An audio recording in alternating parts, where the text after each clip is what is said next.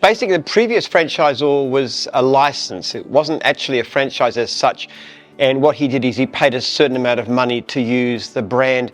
He had people employed. The problem with that was they had a system where he charged quite a lot of money just to turn up, even if nothing was done. And beyond that, it was very high priced. People didn't know what they were paying. So it caused a lot of bad will. Got a story on Current Affair, and eventually we just had to ask him to close it down. I mean, he's a good guy, but it just doesn't suit our model. It was hurting our reputation. The difference is now we're actually franchising in the normal gym sense, which means somebody goes, we get a lead, we send the franchisee out there, he gives a quote. The quote is a fixed price quote. So the client, if they don't happy with the quote, it doesn't cost them a cent. If they are happy, they know exactly what they're going to get done. And if anything goes wrong, we have a guarantee, a warranty, so that we'll fix it no matter what the problem. I'd like to see hundreds. There'd be plenty of work for them. Who knows?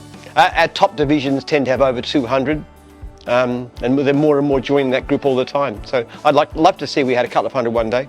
I think if you can get going as a independent, it's not a bad idea, but most people can't. It's very hard to get a business going. The advantages to us is that we can charge higher prices. We have a routine where we charge at least 10% more than the opposition. That's how we calculate our prices. What's the opposition charging at 10%? And since our fees are something like plumbing would be no more than 4 or 5%, it's a very good deal. But I mean, somebody who's actually employed as a plumber, they get paid remarkably little. And what you'll typically see, as we do with mobile mechanics, is that the people come across for an employment to a franchise, they basically treble their income. We have a number of things in place. We have a training system, which is 3 days business generic training, alongside any specialist divisional training that's happened. So we teach them that. Then we have a local franchisor. That franchisor is responsible for answering any queries, ringing the franchisee regularly, running meetings where people can get together. It's that group of support that makes people successful, because you've got a whole system of support and advice behind you. Jim's Plumbing, if you call up Jim's Plumbing direct or book directly online, is totally different. Jim's Plumbing is quote.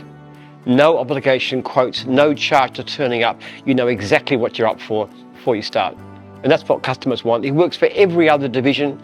Plumbing was the only one that didn't work that way, and it wasn't good.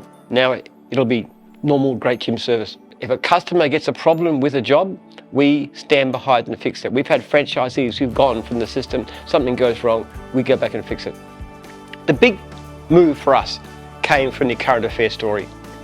When they actually interviewed and we saw what happened, we saw all the evidence, the things to go on. I'd seen a little bit of that, but nothing quite as bad.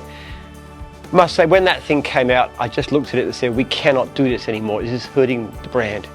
We've got to do it the proper Jim's way. We get very, very few complaints based on doing it the proper Jim's way with quotes, no obligation, free quotes. We just have to go in that direction.